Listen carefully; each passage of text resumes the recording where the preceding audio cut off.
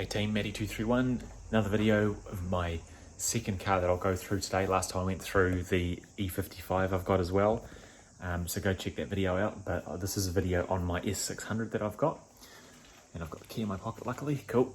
So this car I bought over 2 years ago now, December 2018, and since owning it I've done quite a few bits and pieces to it. I've owned it for 2 years. I've done probably 38,000 Ks in it so far. So I'm going to give you a bit of feedback on the car overall, and obviously what I've done to it maintenance wise, what I sort of rate it compared to all the other Mercedes I've owned. So we'll get straight into it, and here she is, the S600. And because it's such a big car I need to actually widen out the lens a bit here. The dog's getting in the way. So here she is. She's a 2007 build S600 W221 chassis, and the colour is Android Grey Metallic. And this car currently has 165,000 kilometres thereabouts on it. We'll know when we hop in, but I'm pretty sure it's about that. And as I said, I've owned it for 2 years.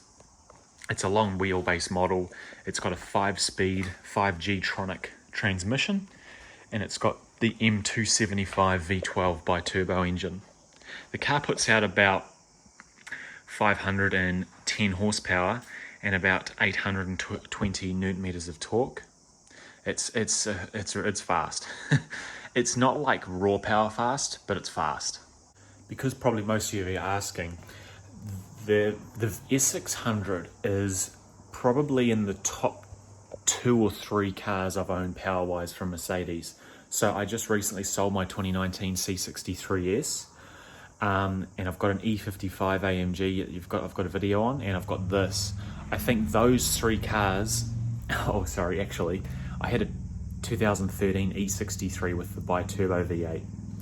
I'd probably say speed-wise, top to bottom, the C63S is probably first. It's got a very fast gearbox. Close, right behind that, realistically, I think would be the E63 tied with this car here, the S600. After the S600, then I think very, very, very closely behind that would be the E55. And then behind that, we've got the previous, these dogs, we've got the previous, I used to own a M156 C63. Then behind that, I have an E550, which I'll do a video on as well, that I've owned for nearly 3 years.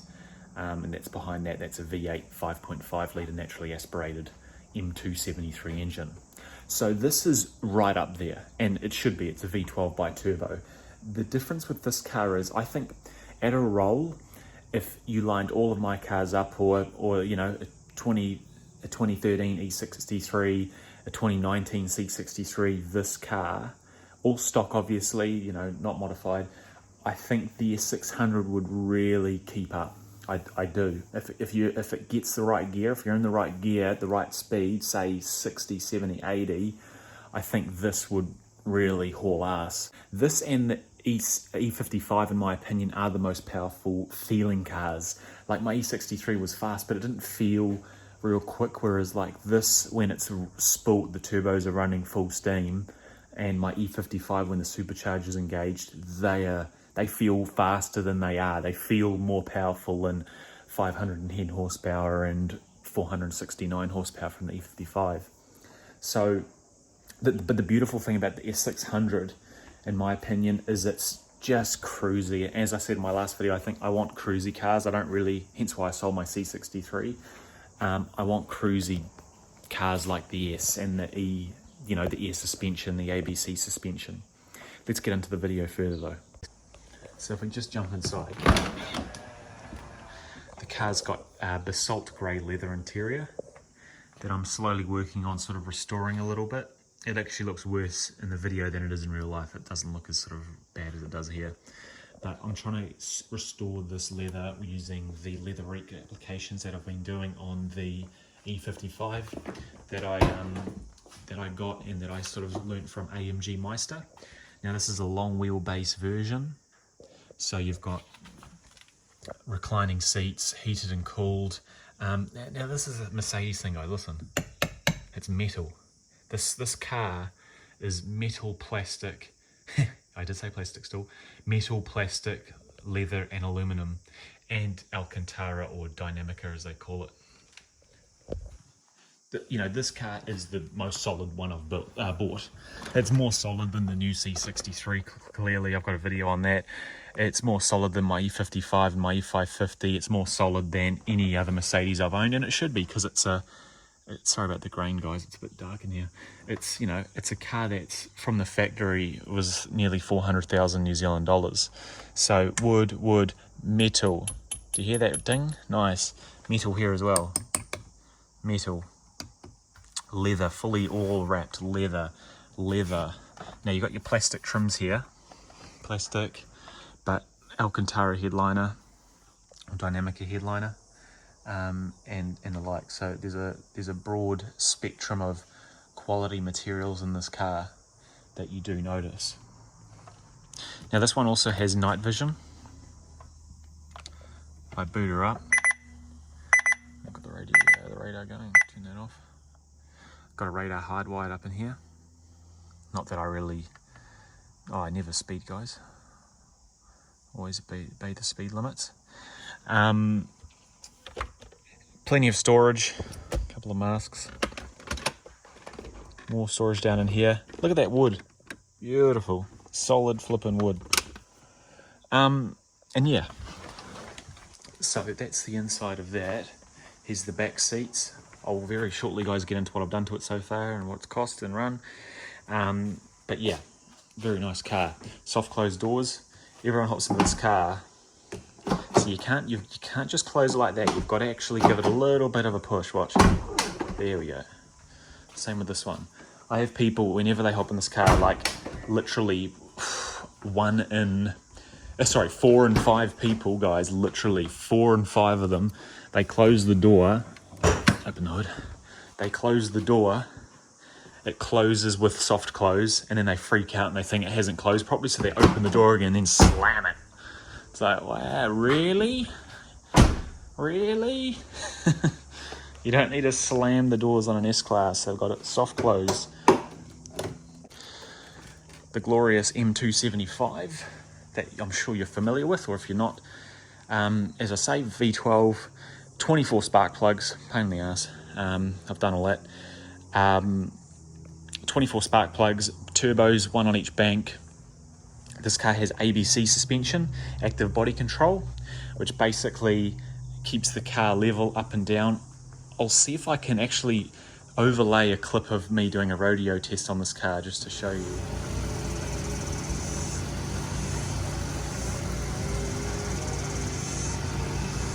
Brilliant system, the ABC system.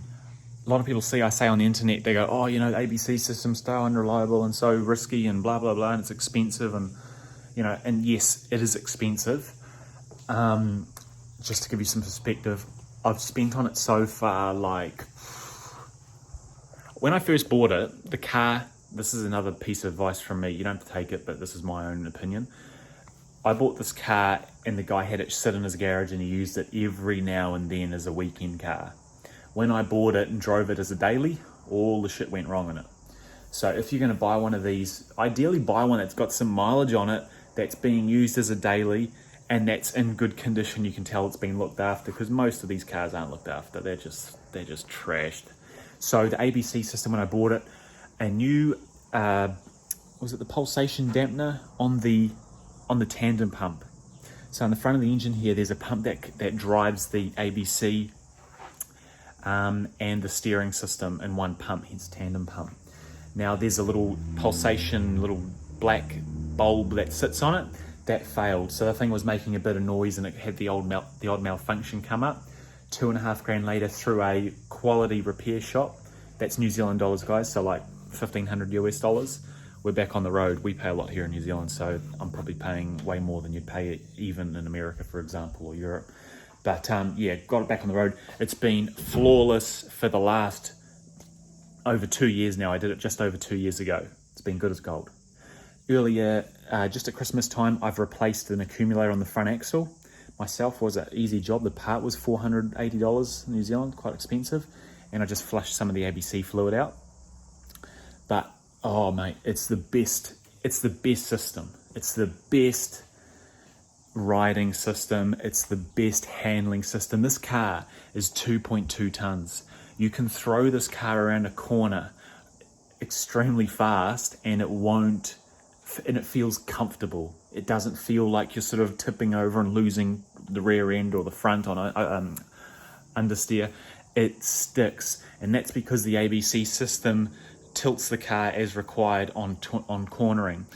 It cushions the car, I guess you could say, so there's not as much yaw and pitch. Yeah, that's it, yaw and pitch are the words I'm looking for. So when you're braking real hard or accelerating real hard, most cars will obviously sit on their ass or brake on their nose, whereas this car, for example, it'll still do a little bit of it, but it balances it out because the hydraulic system keeps the car flat. So in a corner, rather than the car rolling out, it keeps the car flat, hence why it corners so well. So moving on from that, as I've just said to you guys, I've spent about $2,500–3,000 New Zealand dollars on the ABC system so far. It's been good as gold ever since, and it works flawlessly. There's no issues, right?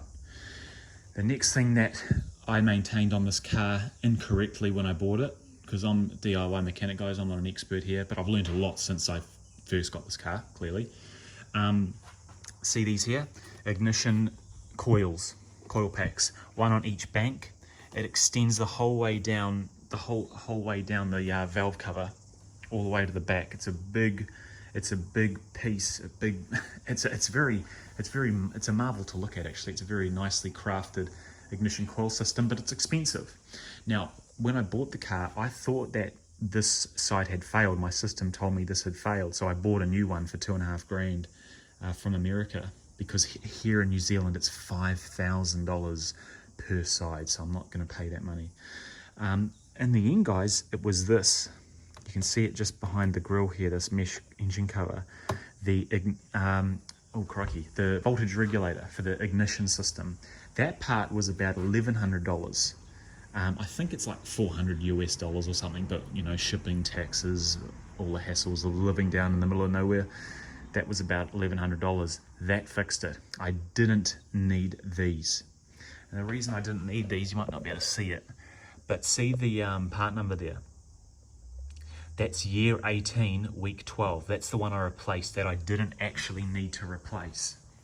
The one before it that I still actually have in storage is the same as this one. These were replaced in 1407, in 2014.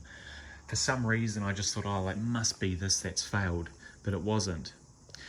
The date stamp on this piece, which you won't be able to see through here, on the original that I have in storage still, that faulty component, the date on that was 2007. So it was the original voltage regulator. So I replaced that. The car has been good as gold ever since, no issues. New spark plugs. I do power steering myself every year just for the sake of it. Coolant flush. Brake flush. I've done everything on it. Rear diff, transmission, everything I've done on this car, and it's flawless. This car, the only thing it has right now active that's an issue with it is it has an oil leak, and I believe it's coming from the oil pan bolt. I don't think I've done it right. I don't think I've tightened it up right. So it's got a bit of an oil drip that accumulates over like a week, just like a puddle the size of my hand, for example. So other than that, it's been flawless. It's a $380,000 rolling engineering powerhouse that's 14 years old, and I'd happily drive this on a road trip now 8 hours down the line. Actually, getting new tyres in a few weeks because one of them has a leak, so not necessarily, but the car apart from the tyres, I'd take it straight away on a road trip, no issues. And it's because I maintain it. If you guys want to buy one of these, buy it. But if you buy it, don't cheap out on it. Go and get good quality OEM parts. Doesn't have to be genuine, but OEM quality parts. Do every flippin' oil that the car has. ABC, steering, brakes, coolant, engine oil. Replace it all when you get it. look at things, see what else needs to be done, and just replace it. Buy the car and have some money aside just to get it up to scratch. And if you're lucky like me, or actually no, not lucky, if you're like me, I think you'll be good as gold, you know. This car, as I say, it's done 160,000 Ks. I've done 30 on it myself, 38, and it's good as gold. It's mint. Another thing I love about this car is the sound of it. So we'll start to wrap this up, but let's listen to this engine. It's beautiful.